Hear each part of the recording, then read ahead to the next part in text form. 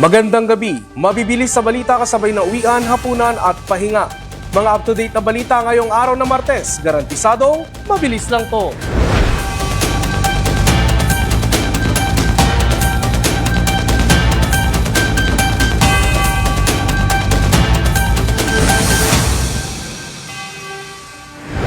Nanawagan si Senador Ronald Bato de la Rosa kay Pangulong Bongbong Marcos na huwag siyang hayaang maidala sa International Criminal Court sa The Hague, Netherlands. Giit pa ng senador, haharap lang siya sa mga kaso ng pagpatay basta't didinggin ito sa Korte ng Pilipinas. Mabilis sa balitang hatid ni Michelle Giliang. Emosyonal na umapela si Senator de la Rosa kay Pangulong Marcos na huwag siyang isuko sa International Criminal Court sa The Hague, the Netherlands. Giit ng senador, gabi-gabi siyang nananawagan sa Pangulo na huwag hayaang maharap siya sa dayuhang hukuman habang pinanghahawakan ang pangako sa kanya noon ng Pangulo na nihibla ng buhok niya ay hindi mahahawakan ng ICC. Nag-apel ko sa kanya, Mr. President, sir, alam ko wala kang personal na galit sa akin. Alam ko yan, wala kang personal na galit sa akin. So sana naman, bilang ama ng ating bansa, alagaan mo yung iyong mga anak. Kami, sa iyong mga anak. Alagaan mo lahat ng Pilipino. Sana, the role of the government is to take care of its people. Sana alagaan mo kami. Huwag mo kami ibigay doon sa mga dayuhan. Huwag niyo po ipagkanulo ang inyong kapwa Pilipino sa mga banyaga.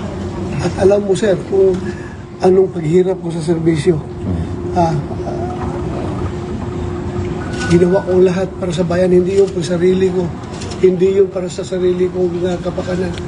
Hindi ako nagpayaman sa serbisyo. Mangiyak-ngiyak ang senador habang ipinapahayag na nasa pinakamahirap siya na yugto ng kanyang buhay matapos ang ilang taon na pagseserbisyo. Very low. The lowest point of my life. Ikaw ba naman? Nagkapa ako ng gusto mo, I have said, yung aking serbisyo talaga. Yung ideals ng PMA, courage, integrity, and loyalty, isinisabuhay ko yan. Lahat ginawa ko. Tapos, ngayon, ganito mangyari sa akin. Giit pa ni De La Rosa, handa siyang humarap sa anumang reklamo basta dito sa Pilipinas lilitisin ang kaso. Anya, kung siya'y mapatunayang may pananagutan, handa siyang gawin ito. Pero nanindigan ng senador na wala siyang pinapatay tulad ng inaakusa sa kanya ng ICC. Sabay giit na lahat ng nangyayari sa kanya ngayon ay dahil sa politika. Sa Senado nagpalipas ng gabi si De La Rosa matapos siyang ilagay sa protective custody ng Senado kaugnay ng posibilidad ng kanyang pagka-aresto dahil sa kasong Crimes Against Humanity sa ICC. Inaprubahan ang mosyon ni Senator Rodante Marcoleta na gawaran ng protective custody si De La Rosa para bagyan siya ng pagkakataon gamitin ang lahat ng mga legal na remedyo laban sa warrant of arrest. Ito ang unang pagharap muli ni De La Rosa sa Senado matapos ang 6 na buwang pag-absent dahil sa impormasyon na may warrant of arrest ng ICC laban sa kanya. At sa panig na Malacanang, sinabi ni Palace Press Officer Claire Castro na may tinatawag mang parliamentary privilege ang mga senador habang nasa sesyon o nasa vicinity ng Senado, may limitasyon pa rin ito. Maski naman po yung mga EJK victims ay humihingi rin po ng proteksyon sa gobyerno. So, ang akusadong katulad ni Senator Bato ay humingi ng proteksyon. Lahat naman po ay bibigyan ng proteksyon na naaayon sa batas. Kahapon, kinumpirma mismo ng ICC na may inilabas ng warrant of arrest noong November 6, 2025, ang ICC Pre-Trial Chamber 1 at formal lamang itong ginawang public document nitong May 11. Batay sa dokumento, inaakusahan si De La Rosa bilang indirect co-perpetrator sa mga pagpatay na konektado sa war on drugs ng Duterte admin. Sa unsealed warrant ng ICC, sinasabi nga umano'y partisipasyon ni De La Rosa sa naturang operasyon ay maaaring maituring na crimes against humanity of murder. Nakasaad din sa dokumento na hindi bababa sa 32 katao ang nasawi mula July 2016 hanggang April 2018 sa kasagsagan ng anti-drug campaign. Samantala, sinabi ni Philippine National Police spokesperson Brigadier General Randolph Tuanyo na wala pa silang natatanggap na direktang koordinasyon mula sa Interpol kaugnay ng implementasyon ng ICC warrant. Pero tiniyak niyang handa ang PNP sakaling dumating ang kautusan para arestuhin si De La Rosa. Ipiniliwanag din ng PNP ng National Central Bureau o NCB ng Interpol sa Pilipinas at ang Philippine Center for Transnational Crime o PCTC ang pangunahing nakikipag-ugnayan sa ICC at Interpol. Kapag natuloy umano ang implementasyon ng warrant, ang CIDG ang posibleng manguna sa operasyon. Samantala, naghain na rin ng petisyon sa Korte Suprema si Attorney Israelito Torreon, abogado ni De La Rosa, para humingi ng temporary restraining order laban sa anumang pag-aaresto, detention o turnover sa kanya sa ICC nang walang warrant mula sa Philippine courts. Na in the meantime, hindi mo na i-implement yun agad. Kasi ang stand namin, surrender aspect kasi under Section 17, kasi maraming legal experts that there is a law, Section 17, which allows the surrender. Wala naman talagang procedural mechanism as to how to effectuate that. Let's us not confuse the public because they are misleading the public that there is a procedural mechanism as to how to effectuate surrender. Extradition, yes, but not surrender. Nilinaw naman ni Senate President Alan Peter Cayetano na tanging warrant lamang mula sa lokal na hukuman ang kanilang kikilalanin sa Senado. At yun din ang sinabi niya sa akin, even nung nagtatago pa siya, na pagka local court at na-exhaust, susunod siya. Pulis siya senador na siya di ba? So, but let us study everything. Dahil sa tensyon sa Senado kahapon, naka-elevated alert status na rin ang buong Senate complex. Michelle Giliang para sa All TV News, Channel 2. Umaasa ang mga mambabatas sa Kamara na tatayong prosecutor sa impeachment trial laban kay Vice President Sara Duterte na magkakaroon na ng preliminary conference o yung pre-trial sa Senado. Mga unang hakbang, oras na mag-convene bilang impeachment court. Narito ang report. Matapos ang botong 257 pabor na i-impeach si Vice President Sara Duterte at ipasa ang articles of impeachment papuntang Senado para isagawang impeachment trial, naglabas ng opisyal na pahayag ang defense team ni VP Inday. Sa ipinadalang statement ni Attorney Michael Powa sa oras na maipadalang articles of impeachment, nasa panig na raw ng mga nag-akusa ang responsibilidad na patunayan ang kanilang mga aligasyon alinsunod sa konstitusyon, umiiral na batas at sa rules on evidence. Bagamat may mga usaping may kinalaman pa sa konstitusyon na nakabinbin sa Supreme Court, handa silang harapin at ipagtanggol si VP Sara sa Senado na uupo bilang impeachment court. Binigyan diin pa ng depensa na nasa prosekusyon na ang burden of proof upang mapatunayan ang mga paratang laban sa opisyal. Pero para kay mamamayang Liberal Party List Representative Leila de Lima, wala nang iba pang patutunguhan ito kundi sa impeachment trial. Dapat na anyang mag-convene ang Senado bilang impeachment court. So yung i-accept ba agad nila yan, yung articles of impeachment, they have to. Wala silang choice. And mag-convene ba agad sila as an impeachment court? And again, they have to. Wala na lang silang choice sa team na yan. Kasi malinaw sa Constitution na trial shall forthwith proceed.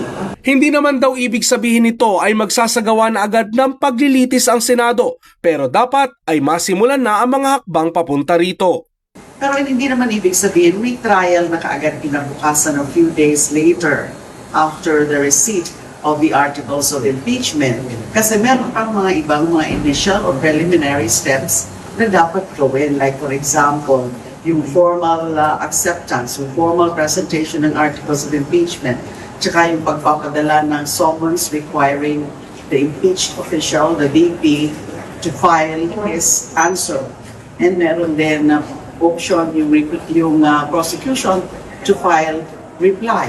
At baka nga magkaroon pa ng pre-trial para mailahad na yung mga ebidensya, magkaroon na ng mga marking of evidence dyan. Samantala, saludo ang PDP laban at tinawag na Valiant 25 ang 25 kongresistang tumutol na iakyat ang articles of impeachment. Ayon sa partido, may paninindigan ang mga kongresistang bumoto ng no. Una nang sinabi ng partido na markado sa kanila at hindi maaaring umasa ng pampulitikang kanlungan ang mga bumoto ng pabor hindi sa pananakot pero para sa pananagutang pampulitika. Ayon naman kay Father Bong Sarabia ng Clergy for Good Governance, ikinatuwa nila at ikinagulat na rin ang dami ng mga mambabatas na bumoto ng pabor sa impeachment. Higit kasing marami sa 1/3 na boto ang 257. Actually, kahapon ng umaga before the Mass, I heard mga 230 na yung ang intending to support the case. Pero nagulat ako, malumaki pa. No? So it's a statement that ang mga congressmen and women ay supportive sa accountability process, paghahanap ng katotohanan. Nagulat ako kahit si Tiang ko nagboto eh. Ang pakailang naman daw nila sa pagsusulong ng impeachment trial ay lumabas lang kung anuman ang katotohanan. Ini-insist namin talaga na may impeachment para malabas lang talaga yung katotohanan at kung wala naman siyang kasalanan, di wala. Ganun. So, pero kahapon, almost awag dito, walang basihan ang no eh. Dahil wala nang prinesenta na documents or counter testimonies. Kaugnay niya na nawagan ng Catholic Bishops Conference of the Philippines o CBCP ng patas at maayos na trial, mailatag ang mga ebidensya at magkaroon na ng proseso ng walang delay. Sa pahayag ng CBCP, dapat lamang daw na mag-convene na ang Senado bilang impeachment court. Sa iba pang mga balita, 17 Pilipinong tripulante ng MV Hondius dumating na sa the Netherlands para sa 42 araw na quarantine bago makauwi ng Pilipinas. 18 Pinoy engine crew darating sa linggo. At Bagyong Kaloy nalusaw na bilang LPA. Bagong low pressure area sa labas ng PAR, binabantayan ng Pag-asa. Dumating na sa the Netherlands ang 17 sa 38 Pilipinong tripulante ng MV Hondius sakay ng evacuation flight mula sa Tenerife Canary Islands sa Spain. Sinalubong sila ni Philippine Ambassador to the Netherlands Eduardo Malaya kasama ang Dutch Health and Ministry officials. Agad isinailalim sa medical test ang mga Pilipino bago dalhin sa isang pasilidad kung saan sila magka-quarantine ng 42 araw. Una nang dumating ang 4 na Pilipino nitong linggo, habang inaasahang dadating sa linggo ang 18 Pinoy seafarers sakay ng MV Hondius. Patuloy ang pakikipag-ugnayan ng Philippine Embassy sa Dutch authorities para sa repatriation ng 38 Pilipinong sakay ng MV Hondius. Samantala, patuloy naman ang paalala ng Department of Health na panatilihing malinis ang kapaligiran, palagi ang maghugas ng kamay, takpan ng mga tirang pagkain at siguraduhing sarado ang takip ng basurahan sa banta ng sakit. Sa ulat panahon, isa ng low pressure area o LPA si Bagyong Kaloy. Ayon sa Pag-asa, wala na itong direktang epekto sa kahit anong parte ng bansa. Hindi na rin inaasahang mabubuo pa ulit bilang tropical depression. Samantala, may binabantayan pang isang low pressure area sa labas ng PAR ang Pag-asa. Kanina alas 3 ng madaling araw, huling namataan sa layong 1,680 kilometers east ng northeastern Mindanao. Etong isang low pressure area na ito, hindi rin natin inaasahan or napakababa ng tsansa na maging isang ganap na bagyo at hindi rin natin inaasahang papasok ng ating area of responsibility. Hindi rin natin inaasahang magkakaroon ng direktang epekto sa kahit na anong parte ng ating bansa. Sa sports balita, Pinay weightlifter Rose Jean Ramos wagi ng bronze medal sa Asian Weightlifting Championship 2026. At Philippine Women's Baseball Team pasok sa 2026 Women's Baseball World Cup. Mabilis sa balitang hatid ni Enzo Laca. Nakuha ng Zamboanga native ang bronze medal sa Asian Weightlifting Championship Snatch event ng Women's 48 kg division sa India.